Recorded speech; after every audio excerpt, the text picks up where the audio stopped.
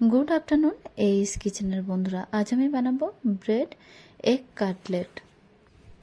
Bread egg cutlet বানানোর জন্য এখানে আমি নিয়েছি কয়েক পিস স্লাইস ব্রেড, 4টে সিদ্ধ ডিম এবং 2টো মিডিয়াম সাইজের সিদ্ধ আলু, আর সাথে কিছু ভেজিটেবল নিয়েছি। ভেজিটেবলগুলো একদম মিহি করে কেটে নিয়েছি। দেখুন ভেজিটেবলগুলো: 2টো মিডিয়াম সাইজের পেঁয়াজ, একটা মিডিয়াম সাইজের ক্যাপসিকাম, আদা, লঙ্কা, ধনিয়া পাতা এবং গাজর। এবার মিডিয়াম ফ্লেমে একটি কড়া বসিয়ে কড়াইয়ের মধ্যে 3 থেকে 4 চামচ সাদা তেল দিয়ে দেব। তারপরে তেলের মধ্যে দিয়ে দিচ্ছি মিহি করে কেটে রাখা পেঁয়াজ এবং আদা। পেঁয়াজ এবং আদার কালারটা যখন চেঞ্জ হয়ে যাবে তখন দিয়ে দিচ্ছি ছোট করে কেটে রাখা লঙ্কা। এরপরে দিচ্ছি ক্যাপসিকামগুলো। দেখুন ক্যাপসিকাম, পেঁয়াজ, আদা এবং লঙ্কাগুলো বেশ ভালোভাবে নাড়াচাড়া করে নেব। তারপরে দিয়ে দিচ্ছি গাজর। ভেজিটেবলগুলো একটু কুক করে নেব। আর এখানে এই সময় দিয়ে দিচ্ছি হাফ চামচ বিট লবণ, 1 চামচ ধনিয়া পাউডার, হাফ চামচ গোলমরিচের পাউডার, আর দিয়ে দিচ্ছি হাফ চামচ জিরে পাউডার, হাফ চামচ হলুদের পাউডার, 1 চামচ কাশ্মীরি লঙ্কার পাউডার। মশলাগুলো দেওয়ার সময় অবশ্যই গ্যাসের ফ্লেম একদম লোতে রাখতে হবে। আর দিয়ে দিচ্ছি 1 চামচ সোয়া সস আর 1 চামচ টমেটো সস। এবার 2টো সিদ্ধ করা আলু ছিল, সেগুলো গ্রেট করে নিয়েছি। গ্রেট করা আলুগুলো মশলার মধ্যে দিয়ে দেবো।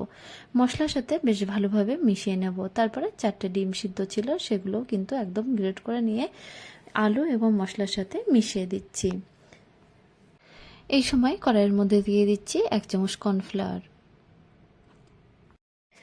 ব্রেড এগ কাটলেটের স্টাফিংটা রেডি হয়ে গেছে। এই সময় দিয়ে দিচ্ছি ছোট করে কেটে রাখা ধনিয়া পাতা। ধনিয়া পাতা দিয়ে গ্যাসের ফ্লেমটা অফ করে নেব আর স্টাফিংটা ঠান্ডা করে নেব।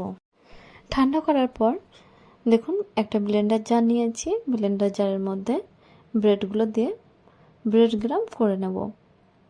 তারপরে ব্রেড গ্রামগুলো এই মিক্সচারের মধ্যে ঢেলে দিচ্ছি। দেখুন এই মিক্সচারের সাথে বেশ ভালোভাবে মিক্সড করে নেব। এবার এই মিক্সচারটা থেকে বেশ কিছুটা হাতের তালুর মধ্যে নিয়ে এরকম রাউন্ড রাউন্ড করতে করতে কাটলেটের শেপ দিয়ে দিচ্ছি। দেখুন কাটলেটের শেপ দিচ্ছি, আপনি চাইলে যে কোনো শেপের করতে পারেন। এভাবে সমস্ত কাটলেটগুলো বানিয়ে নেব। দেখুন একে একে সমস্ত এগ ব্রেড কাটলেটগুলো বানিয়ে নিয়েছি। এবার এগুলো ফ্রাই করার পালা। তো একটা ফ্রাই প্যানের মধ্যে বেশ অনেকটা তেল দিয়ে দেবো। তেলটা যখন গরম হয়ে যাবে তখন তেলের মধ্যে একে একে এগ ব্রেড কাটলেটগুলো দিয়ে দিচ্ছি। কাটলেটগুলো উল্টে পাল্টে ব্রাউন কালার করে ফ্রাই করে নেব।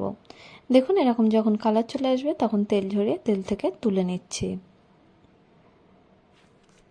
এইভাবে সমস্ত এগ ব্রেড কাটলেটগুলো ফ্রাই করে নিয়েছি। তৈরি হয়ে গেছে আরও একটি নতুন ধরনের স্ন্যাক, এগ ব্রেড কাটলেট। এই কাটলেট সম্পূর্ণ ঘরোয়া পদ্ধতিতে আপনি খুব তাড়াতাড়ি বানিয়ে ফেলতে পারেন। আমার এই রেসিপিটা যদি আপনাদের ভালো লেগে থাকে তাহলে অবশ্যই ভিডিওতে একটা লাইক এবং কমেন্ট করবেন।